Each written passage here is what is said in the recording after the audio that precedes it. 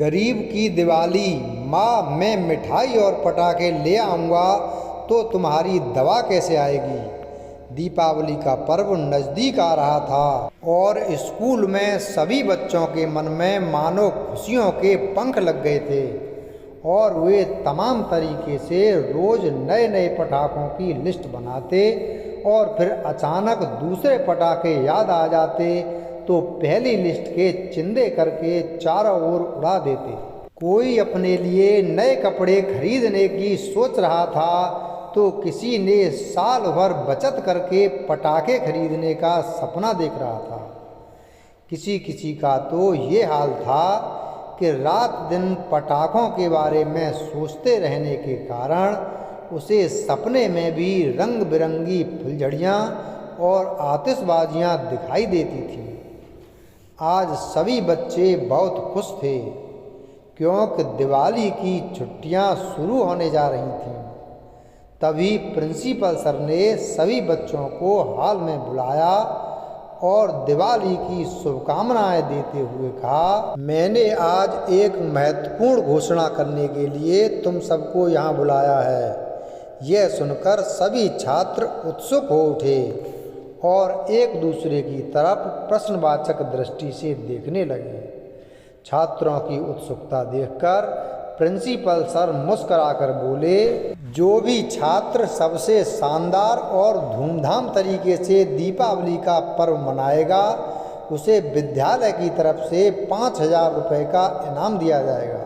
इतने रुपयों की बात सुनकर तो मानो छात्रों का उत्साह 1000 गुना बढ़ गया और वे खुशी से ऐसे झूम उठे मानो उनके हाथ में 5,000 रुपये आ ही गए हों।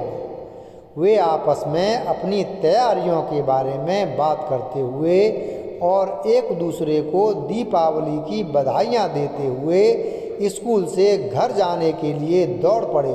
सबसे बेहतर करने की होड़ में बच्चों ने जोरों शोरों से नए नए तरीकों को अपनाकर अपनी कमर कस ली थी। झिलमिल करने वाली झालरें घरों की मुडेरों की शोभा में चार चांद लगाने लगीं। नीली, लाल, हरी, पीली और भी ना जाने कितने रंगों की मेल की रंगोली उनके घरों के आगे सजकर एक नई आभा बिखेरने लगी। मानो आसमान से उतरकर इंद्रधनुष धरती पर आ गया हो। जिस दिन दीपावली थी उस दिन प्रिंसिपल सर शाम को अपने स्कूल के आसपास के बच्चों के घरों की तैयारियां देखने निकल पड़े।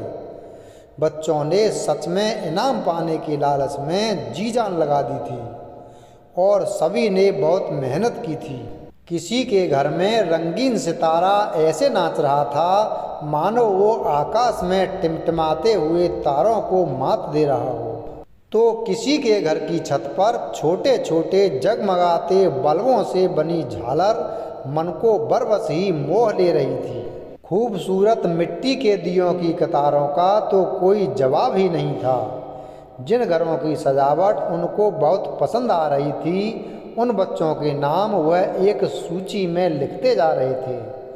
तभी उनकी नज़र एक बहुत ही छोटे और साधारण से मकान पर पड़ी जिसमें रंग रोगन तो दूर की बात, दरवाजे के बाहर एक दिया तक नहीं जल रहा था। उत्सुकतावश वह उस घर की ओर चल पड़े।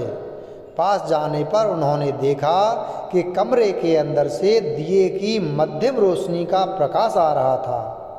खिड़की से झांकने पर उन्होंने देखा कि बिस्तर पर एक कमज़ोर सी औरत लेटी हुई थी और उसके बगल में एक लड़का खड़ा था। अचानक उन्हें ध्यान आया कि वह लड़का तो रोहित है जिसने इस साल पूरे ज़िले में टॉप करके उनके विद्यालय का नाम रोशन कर दिया था। वह अंदर जाने ही वाले थे कि तभी वह औरत रोहित से बोली, बेटा उधर आले में कुछ पैसे रखे हैं, तू जाकर अपने लिए कुछ मिठाई और पटाखे तो ले आ। सुबह से त्योहार के दिन भी मेरे पास भूखा प्यासा बैठा है। प्रिंसिपल सर ने सोचा जब रोहित पटाखे लेने निकलेगा तो वह भी उसे कुछ पैसे दे देंगे, पर तभी रोहित बोला, नहीं माँ, उन पैसों से मैं तुम्हारे लिए दवा और फल लाऊंगा। ताकि तुम जल्दी से अच्छी हो जाओ। यह सुनकर उसकी माँ की आंखों से आंसू बह निकले और वह बोली, बेटा तुझे तो पटाखे बहुत पसंद है ना, इतने सारे पटाखों की आवाज़ आ रही है, क्या तेरा मन नहीं कर रहा है कि कम से कम तू एक फुलझड़ी ही जला ले। रोहित यह सुनकर अपनी माँ के आंसू पोंछते हुए रुंधे हुए गले से बोला, तुम जल्दी से अच्छी हो जाओ माँ, हम दोनों अगले साल साथ साथ पटाखे फोड़ेंगे। उसकी माँ ने खींचकर उसे अपने गले से लगा लिया और फूट फूट कर रोने लगी। यह देखकर प्रिंसिपल सर सन्न रह गए। उस अंधेरे कमरे की रोशनी ने उनके मन में एक ऐसा उजाला भर दिया था जिसकी चमक के आगे सारे शहर की रोशनी फीकी पड़ गई थी। वह अंदर जाकर रोहित से बात करना चाहते थे, उसे सांत्वना देना चाहते थे, पर बार बार उनका गला भर आता था। इसलिए वह चुपचाप अपने आंसू पोंछते हुए वहाँ से चले गए। दूसरे दिन सभी बच्चे इनाम पाने के पीछे जल्दी ही स्कूल पहुँच गए और प्रिंसिपल सर का इंतज़ार करने लगे। जैसे ही सर आए, बच्चे उत्सुकता से उनसे कूद कूद कर इनाम का पूछने लगे। प्रिंसिपल सर ने प्यार से बच्चों के सर पर हाथ फेरा और मंच पर जाकर माइक पकड़कर कहा, कल मैंने जो देखा और सुना वह मैं आप सबको बताना चाहता हूँ।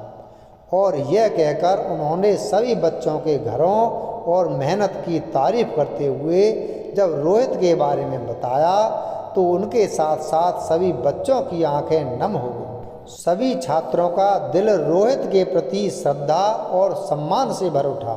उन्होंने कभी सपने में भी नहीं सोचा था कि रोहित ने पूरे ज़िले में टॉप, मध्यम रोशनी और तमाम अभावों के बीच न जाने कितनी मुसीबतें झेलते हुए किया था।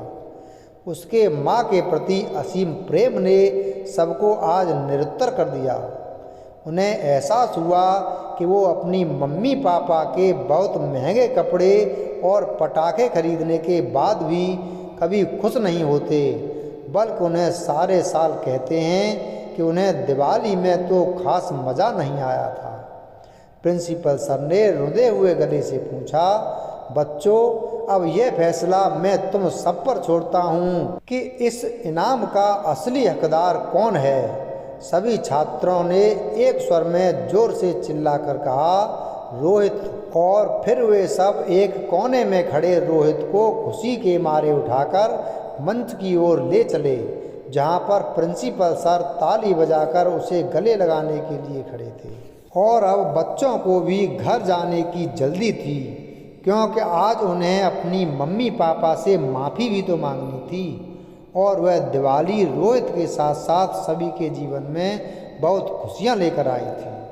वीडियो अगर पसंद आया हो तो वीडियो को लाइक करें, चैनल को सब्सक्राइब करें और बेल आइकन प्रेस करें। धन्यवाद।